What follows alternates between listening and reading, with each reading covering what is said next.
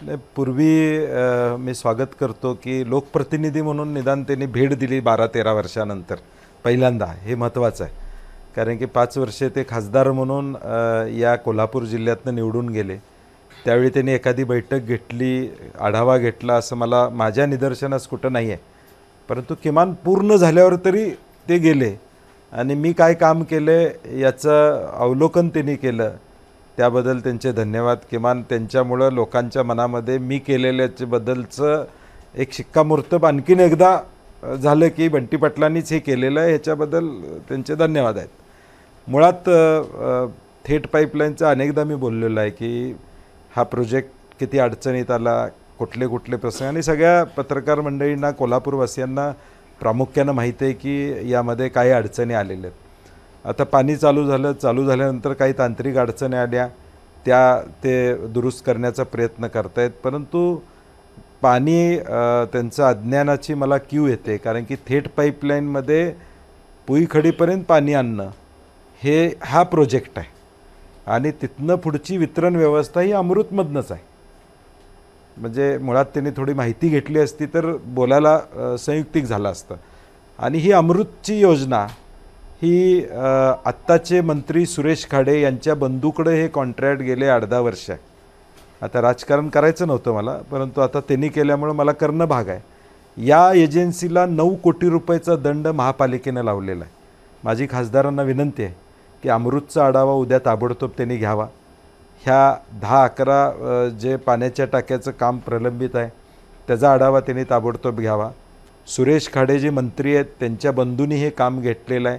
ते कुणाच्या काळामध्ये काम मंजूर झालं त्याचा अभ्यास त्यांनी त्या ठिकाणी करावा. आणि ही वितरण व्यवस्था हा पाठलाग करून मी सातत्यानं बैठका घेऊन लवकर व्हावी, यात राजकारण कुठलंही न आणता माझा प्रयत्न होता. महापालिकेनं 9 कोटीचा दंड केलेला आहे. तो दंड माफ व्हावा म्हणून त्यांनी राज्य शासनाकडे विनंती केलेली आहे. आणि त्यामुळे ह्यात थोडं लक्ष त्यांनी उद्याच्या उद्या एक बैठक घेऊन अमृतच्या योजनेचा आढावा घेतला तर मला वाटतं मी जे आणलेलं पाणी पुईखडीला आहे ते आणखीन जास्ती लोकांच्यापर्यंत पोचायला मदत होईल. मुळात जे पुईखडीला पाणी आलेलं आहे ते आहे या वितरण व्यवस्थेतून सगळ्या शहरामध्ये पोचलेलं आहे. सी आणि डी वॉर्डमध्ये जो क्रॉस करायचं काम चालू आहे त्याला वेळ लागेल आणि प्रत्येक ठिकाणी हे क्रॉस होऊन पाणी जाणार आहे. आणि म्हणून आत्ता सकाळी जे मंडळी सगळी A-B-C-E वॉर्डातली जी काही मंडळी तिथं पुईखडीला आले होते ते सकाळीसुद्धा थेट पाईपलाईनच्या पाण्यातून अंघोळ करूनच आले होते आज सकाळीसुद्धा. म्हणजे C आणि D सोडला तर, म्हणजे C आणि D वॉर्डातले कोण असतील तर तिथं नाही आहे पाणी. परंतु बाकीच्या सगळ्या वॉर्डात खासदारांच्या घरीसुद्धा अगदी 10-11-2023 पासून रेकर कॉलनीला थेट पाईपलाईनचं पाणी मिळतं. आणि म्हणून आता एक टर्म खासदारकीची आपली झाली, आता दुसरी टर्म तुमची आली. अभ्यास केला पाहिजे, माहिती घेतली पाहिजे, एकटा अधिकाऱ्यांना बोलवून तारखांची माहिती घेतली पाहिजे. राजकीय आरोप करायला हरकत नाही, त्याच्याबद्दल माझं दुमत नाही. पण किमान तांत्रिक माहिती, तारीखवार माहिती, कुठनं वितरण व्यवस्था आहे, पुईखडीतनं पाणी काळवानाक्याच्या टाकीला कधी मिळालं, बाकीच्या टाक्यांना पाणी कधी मिळालं, मार्केट यार्डला कधी मिळालं, ह्याची माहिती घेतली असतं तर त्यांना लक्षात आलं असतं की मी गेले 1-2 महिने जे अंघोळ करतोय ते डी वॉर्डला राहायला गेले असतील तर मला माहीत नाही.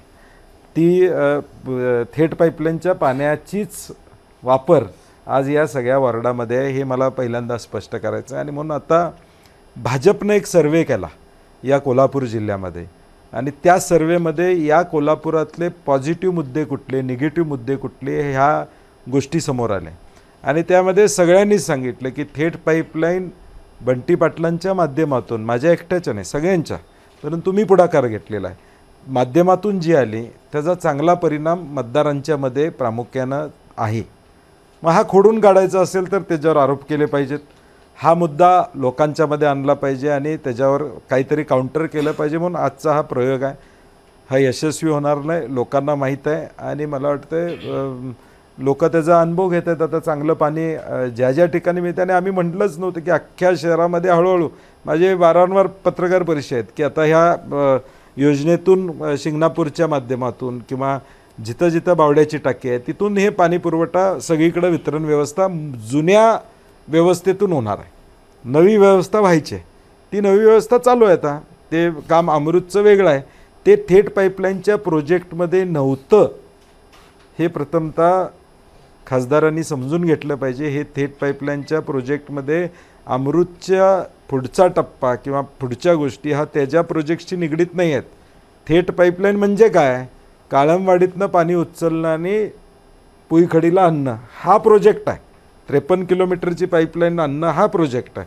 तिथून पुढची व्यवस्था ही वेगळी आहे.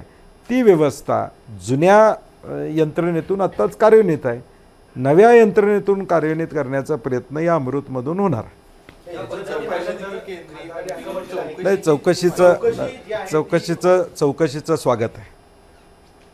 कारण की शेवटी आता चौकशी करत असताना मधल्या 5 वर्षामध्ये भाजपची सत्ता होती, त्यावेळी कुठल्या खात्याचे परवानग्या रखडल्या होत्या ही त्या चौकशीतील. आणि मी ती माहिती जयश्री जाधवांच्या शेवटच्या सभेमध्ये 887 दिवस तुम्ही छापलेलं आहे, तुमचे वर्तमानपत्रातले बातम्या आहेत सगळ्या. 887 दिवस कुठल्या परवानग्या थांबल्या हे मी जाहीर केलेलं आहे, ऑफिशियली जाहीर केलेलं आहे, मी ऑन रेकॉर्ड जाहीर केलेलं आहे.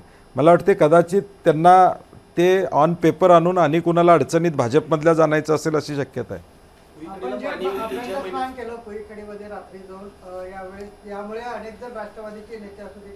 नाही,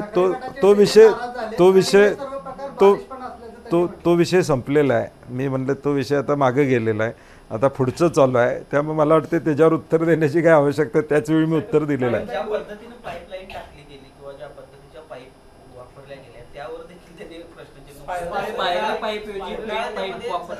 मला वाटतंय काय आहे, नाही, चांगली गोष्ट आहे, स्वतः जाऊन उकरून काढावी, हरकत नाही. आता माझी त्याला हरकत असणार नाही.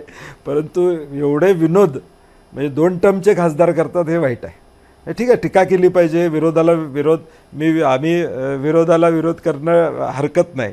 म्हणजे उद्या आता एअरपोर्टच्या इमारतीत स्टील कुठलं वापरले ते मी जाऊन बघणार असं म्हटलं तर माझं अज्ञान होईल. ते मी आढावा घेतलेला आहे, सगळं बघितलेलं आहे, टेंडर डॉक्युमेंट असतो, टेंडर झालेलं आहे, महापालिकेने त्याला मान्यता दिलेली आहे, बिलं गेलेली आहेत. आणि मग पाईप चुकीचे असेल तर 60% केंद्राचा पैसा देताना केंद्रानं बघितलं नाही असं म्हणायचं का त्यांना?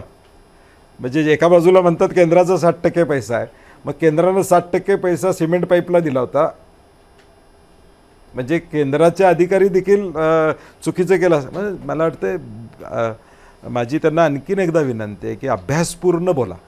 आज तुम्ही खासदार आहात, बोलायला हरकत नाही, राजकीय बोलायला माझं दुमतच नाही, बोललंच पाहिजे, कारण शेवटी ही राजकीय लढाई आहे, आम्ही बोलणार. परंतु अभ्यासपूर्ण बोललं पाहिजे कुठल्याही गोष्टीत. आता एअरपोर्टच्या बाबतीत मी ज्यावेळी बोलतो त्यावेळी सगळ्यांचे प्रयत्न आहेत म्हणतो, कारण माझे तेवढेच प्रयत्न आहेत हे सांगतो. आणि काय प्रयत्न केले ते मुद्देसूद मी सांगतो की कधी काम केलेलं आहे, कधी केलेलं आहे.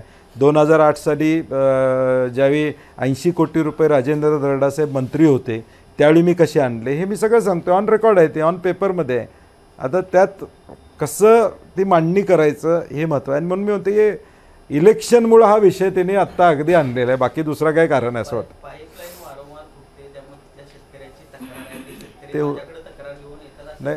नाही, याला पाहिजे. आता खासदार आहेत म्हणलं तक्रारी घेऊन येणार, आमच्याकडे येतात, तक्रारी घेऊन आले याचा अर्थ तो होत नाही.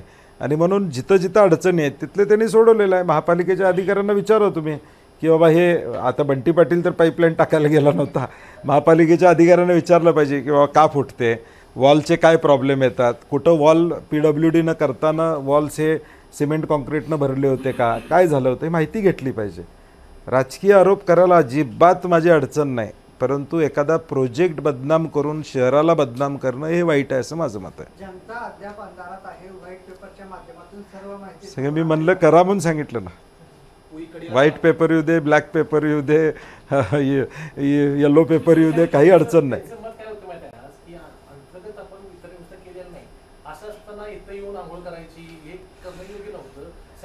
नाही, आता नाही, मी काय म्हणतोय, आता त्यांना लक्षात आले हा मुद्दा माझ्याशी चिकटलेला आहे, तो मुद्दा माझ्यापासून बाजूला कसा काढायचा हा प्रयत्न आहे, तो निघणार नाही.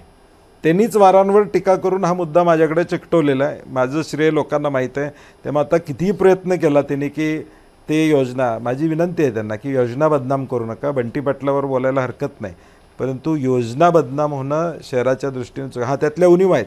तुम्ही खासदार आहे, सत्ता तुमची आहे, मीटिंग लावा, त्यात काय अडचणी आहेत त्याची माहिती घ्या आणि त्या दुरुस्त कशा करता येईल तो प्रयत्न करा. हे मी मगाशी सांगितलं, सर्वे जो आला त्या सर्वेमध्ये हा मुद्दा कोल्हापुरात आलेला आहे. त्याच्यातला एक चित्र दुसरं नरेटिव्ह सेट करता येईल का, परंतु ते सेट होणार नाही नरेटिव्ह, मी 100% सांगतो. हे पाणी पुरवठा सप्लाय करण्यासाठी अमृतचा आधार घ्यावा लागणार अशा पद्धतीच्या अधिकाऱ्यांचं म्हणणं आहे.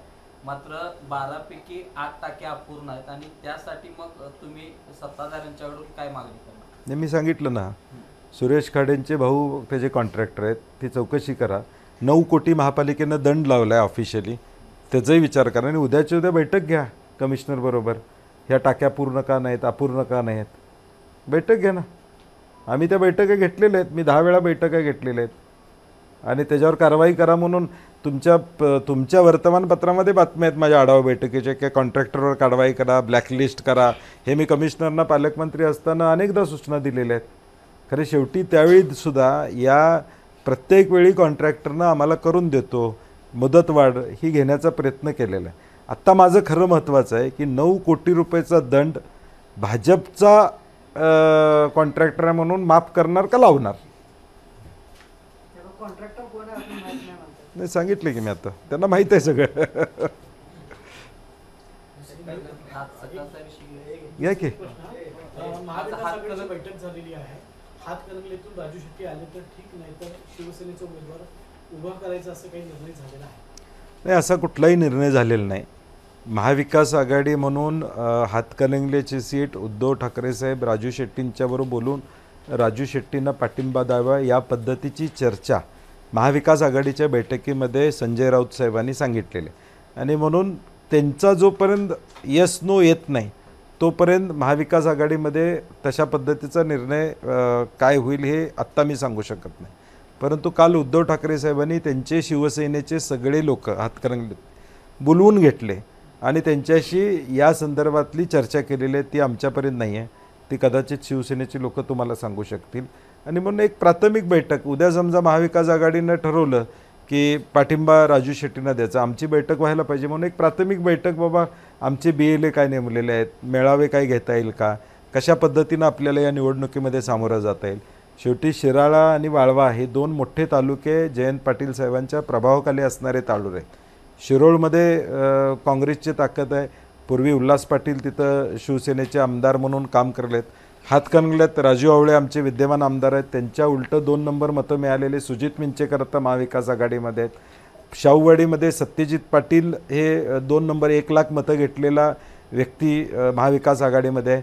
करण गायकवाड आमचे काँग्रेसचं काम करत आहेत, ते महाविकास आघाडीबरोबर आहेत. अमर पाटील ते महाविकास आघाडीबरोबर त्या ठिकाणी आहेत.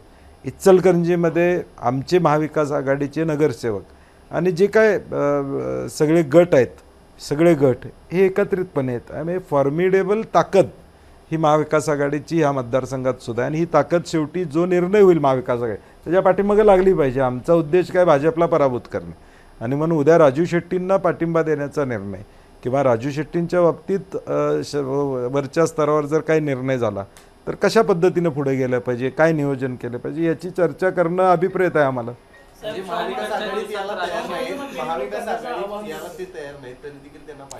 नाही या संदर्भात विषय कसा झाला आहे, महाविकास आघाडीमध्ये उद्धव ठाकरे साहेब या बाबतीत निर्णय घेतील असं 3-4 पक्षामध्ये ठरलेलं आहे. आणि म्हणून ती जबाबदारी त्यांची असणार आहे. ते काय निर्णय घेतात याच्यावर महाविकास आघाडीत बैठकीत चर्चा होईल. कदाचित आता राहुलजींची सभा आहे त्याच्या आधी किंवा नंतर महाविकास आघाडीची बैठक होईल आणि त्याबद्दल योग्य तो निर्णय होईल असं आम्हाला वाटतंय. झालं ते विषय जुना झाला रे विषय, आता जुना झाला विषय.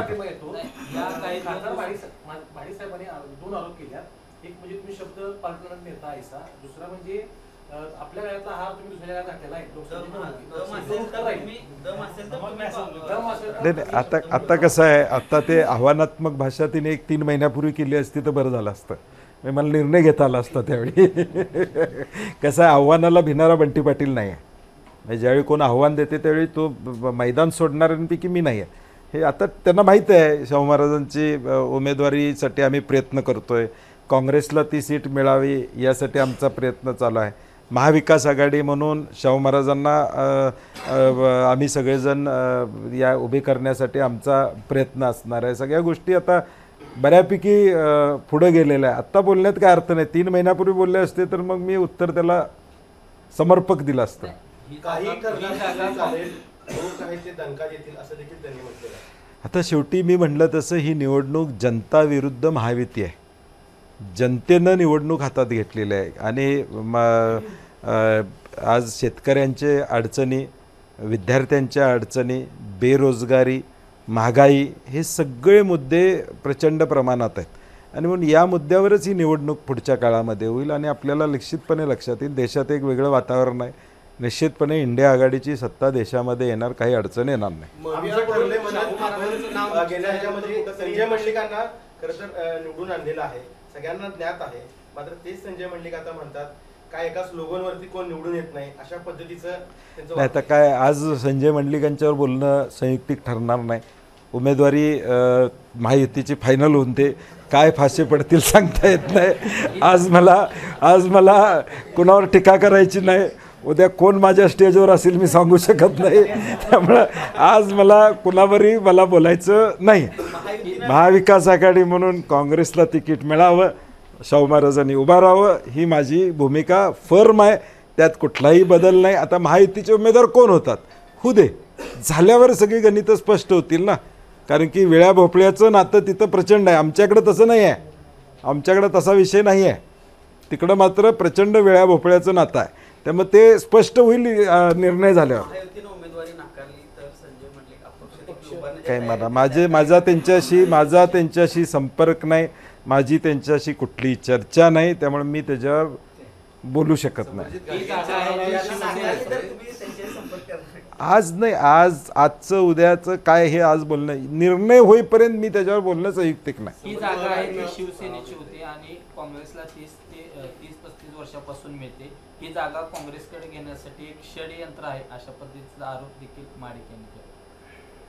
आता आमच्या पक्षातलं त्यांना काय माहित काय चाललंय, त्यांच्या पक्षात काय काय चाललंय. आता ते तिकीट डिक्लेअर झालं माहितीचं बोलतो मी, काय त्यांनी काय केलंय ते. सर, ते विधानसभेचं काय झालं नेमकं? शब्द तुम्ही दिलता नाही दिलता काय? कुठला? राजाराम कारखाना. काय तसा काय विषय नव्हता. त्यांची इच्छा होती की मी लढवू नये, परंतु मी त्याला मान्यता दिली नव्हती. त्यावेळीसुद्धा माझी भूमिका तीच होती. तो विषय वेगळा आणि हा विषय वेगळा. आणि तुम्ही बिनविरोध निवड झाल्यावर सुद्धा तुम्ही बघू शकताय ना, माझे वर्तमानपत्रातले तुमच्यावरची कटिंग आहे, तुम्ही त्याचा रेफरन्सेस घ्या ना. म्हणजे मी बोललेलो आहे त्याच्यावर स्पष्ट त्याच वेळी केलेला आहे. राहुयाकडून शाहू महाराज जवळजवळ निश्चित झाल्यानंतर अशा पद्धतीचे महायुतीकडून आरोप होतात असं वाटतंय. तुम्हाला वारंवार आव्हान देतात कारण त्यांच्याकडे दुसरे मुद्देच नाही, मला वाटते ही निवडणूक जिथं उमेदवार बदलायच्या चर्चा महायुतीत चालू झाल्या त्याच्यावर ओळखायचं आपल्याला की काय परिस्थिती येणार आहे. सांगलीच्या संदर्भात विशाल पाटील काँग्रेसकडून फायनल आहेत असं सांगतायत. नंतर चंद्रहार पाटील सुद्धा उद्धव बाळासाहेब ठाकरे पक्षाकडून इच्छुक आहेत. नाही, आमची सांगलीची जागा काँग्रेसला मिळावी ही प्रामाणिकपणे काँग्रेस म्हणून आमची इच्छा आहे. कारण की आम्ही मागच्या वेळी देखील ती युतीमध्ये राजू शेट्टींना आम्ही दिली. राजू शेट्टींच्या स्वाभिमानी संघटनेतनं विशाल पाटील उभारले, गोपीचंद पडळकर आहे त्यावेळी अपक्ष उभारले. दोघांच्या मताची बेरीज बघितली तर ती जागा मागच्या वेळीसुद्धा आम्ही निवडून काँग्रेसला विजयी झाली असते. परंतु आत्ता आमची इच्छा आहे की ती काँग्रेसला मिळावी. ठीक आहे, शिवसेनेला देखील वाटते की ती जागा त्यांना मिळावी, त्याबद्दल दुमत नाही. आणि मला वाटते महाविकास आघाडीमध्ये हा निर्णय योग्य पद्धतीनं होईल. कुठल्याही पक्षावर अन्याय न होता चांगल्या पद्धतीनं निर्णय होईल अशी आम्हाला खात्री आहे. नाही, शेवटी आता हे कसं आहे, शेवटी 3-4 पक्ष आहेत. वंचितची चर्चा अजून चालू आहे. मग ते सगळ्या चर्चा झाल्याशिवाय एखाद्या उमेदवारी डिक्लेअर होणं हे संयुक्तिक नाही. आणि म्हणून होईल 4-5 दिवसात. त्यातमध्ये काय फार अडचण आहे असं काय विषय नाही. त्यात अजून महायुतीचे तर कुठं अजून वाटपच चालू आहे, सीट वाटप महायुतीचं. आमच्यात निदान सीट वाटप होऊन बऱ्याच चर्चा पुढे गेलेल्या आहेत. राज्याच्या पातळीवर महायुतीमध्ये गोंधळ दिसतोय. इकडे बारामतीमध्ये विजय शिवतारे असतील, इकडं श्रीकांत शिंदे वेगळीच भूमिका घेत उमेदवारी जाहीर करतायत थेट. कसं बघताय? मी 1 महिन्यापूर्वी तुमच्या माध्यमातूनच एक स्टेटमेंट दिलं होतं की भाजप 38 जागा लढणार आहे आणि दोन्ही पक्षाला 5-5 जागा द्यायचं नियोजन आहे. हे 1.5 महिन्यापूर्वी मी बोललो होतो. आता ते किती जागा मिळतात त्याच्यावर आपण प्रतिक्रिया देऊयात. कुठल्या जागा कट होणार, काय होणार. आता कोल्हापुरातलं वातावरण तुम्ही बघताय. हातकलंगल्यामध्ये 3 तुमच्या माध्यमातून आम्हाला कळालं की 3 अपक्ष आमदारांनी विद्यमान खासदारांना विरोध केला असं आम्ही प्रसारमाध्यमातून कळालेलं आहे. आणि म्हणून जे वेळ्या भोपळ्याचं सगळं नातं हे आता तिकीट डिक्लेअर झाल्यावर लक्षात येईल सगळीकडं. अलीकडच्या या 2 दिवसात नाही मग ते लोकसभा कळेल, आता चित्र दिसेल, लोकांनाही लक्षात येईल की बाबा हे एकत्र कशासाठी आलेले आहेत. अलीकडच्या 2 दिवसात शेट्टी यांच्याशी काही चर्चा किंवा भेट नाही, माझी काही चर्चा नाही. वरिष्ठ पातळीवर उद्धव ठाकरे साहेब त्यांच्याशी चर्चा करतायत, तेव्हा माझा डायरेक्ट चर्चेचा काही विषय येत नाही. शिवसेनेत दोघं त्यातले इच्छुक आहेत असं देखील चर्चा आहे. नाही, आम्हाला शिवसेनेचं पक्षाचं काय चाललंय मी त्याच्यावर वक्तव्य करणं चुकीचं आहे, माहीत असलं तरी.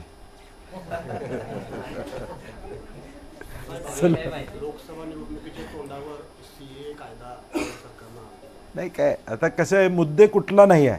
माझं म्हणणं आहे 10 वर्षाचा कार्यकाळ घेऊन कामावर मतं मागा ना. कामावर मतच मागता येत नाहीत. कशावर मागणार? सिलेंडरच्या दरावर मागणार का, महागाईवर मागणार का, सोयाबीनचा दर कमी पडला त्याच्यावर मागणार का, MSPच्या संदर्भात कुठलाही निर्णय घेतला नाही त्याच्यावर मतं मागणार, शेतकरी आंदोलनं मागणार, मणिपूरमध्ये महिलांच्यावर झालेल्या अत्याचारावर मागणार, कशावरही मतं. ज्यावेळी बोलतो, मी भाषण करतो, मी म्हणतो थेट पाईपलाईन केली आहे मला मतं द्या, ठीक आहे, त्याच्यावर टीका होईल काय होईल ते होईल, कारण मी बोलतो ना, आम्ही केलेलं काम सांगतो ना. आम्ही सांगितलं केशवराव भोसलेचं काम आम्ही केले, आम्हाला मतं द्या. न्याय संकुलला निधी आणला, आम्हाला मतं द्या म्हणून आम्ही जाहीरपणे त्या ठिकाणी सांगतोय. तर तसं 10 वर्षाची कामं सांगू देत नाही की काय नेमकं केलं, मग मुद्दे दुसरे आणायची गरज पडत नाही. सर, कोल्हापुरात ठिकठिकाणी आता बोर्ड लागलेले आहेत, 15 लाखाचा निधी आणला, 5 लाखाचा निधी, 10 लाखाचा निधी, काय नेमका प्रकार आहे? आत्ताच कुठून आलाय हा निधी? आता काय माहीत नाही, आता ते बिलं निघणार आहेत काय कॉन्ट्रॅक्टरना माहीत. आता घोषणा एवढा झाल्यात, बिलं निघावीत एवढी अपेक्षा. कामं होण्याबद्दल अडचण नाही, निधी आला पाहिजे, पैसे आले पाहिजेत, दुमत नाही, कामं दर्जेदार झाली पाहिजेत आणि कॉन्ट्रॅक्टरना पैसेसुद्धा मिळाले पाहिजेत. नाहीतर घोषणा व्हायच्या, कामं चालू व्हायचीत आणि पैसे मिळायचे नाहीत. आर्थिक परिस्थिती काय आहे शासनाची परवाच्या बजेटमध्ये आपल्याला लक्षात आले. कर्जाचा बोजा किती वाढलेला आहे. मानसी आज राज्यातल्या जनतेवर किमान 61,000 रुपये प्रत्येक माणसावर कर्ज झालेलं आहे.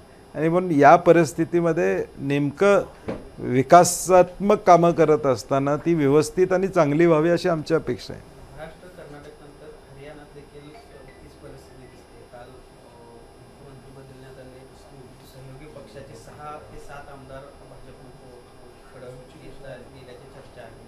अजूनही हे करावं लागते भाजपला. नाही, म्हणून मी म्हटलं तसं मगाशी तुम्ही जो प्रश्न विचारला की CAचा 10 वर्षाच्या कामावर मतं मागितली पाहिजेत तुम्ही. आता नवीन मुद्दा तुम्ही इलेक्शनच्या तोंडावर नवीन मुद्दे आणायचं कारण काय? म्हणजे त्यांचा आता नवीन उमेदवार देणं याचा अर्थ काय? मागच्याचे बॅगेज आहे ते घेऊन जाऊ शकत नाहीत लोकांच्या समोर, मागच्याचं कार्य घेऊन जाऊ शकत नाही म्हणून नवा उमेदवार देणार. फ्रेश आला की आता चला आम्ही नवीन सुरुवात करतो, हे हा एक ट्रेंड त्यांना सेट झालेला. गुजरातमध्ये त्या पद्धतीनं त्यांनी सक्सेस मिळवला. मध्य प्रदेश, राजस्थानमध्ये नवे उमेदवार टाकल्यानंतर निवडणुकीत यश मिळालं आणि मग मागच्याचा कार्यकाळ विसरला जातो आणि नव्याकडं लोक आकर्षित होतात. हा एक ट्रेंड पॅटर्न इलेक्शन जिंकण्याचा पॅटर्न आहे. हा विकासाचा किंवा कुठलाही पॅटर्न आहे, तर इलेक्शन जिंकण्यासाठी काढलेला पॅटर्न आहे. आणि म्हणून मग उमेदवार बदलावे का लागतात? 10 वर्ष खासदार असणारे, 15 वर्ष खासदार असणारे उमेदवार बदलायला लागले नाही पाहिजे त्यांचं काम चांगलं असेल तर.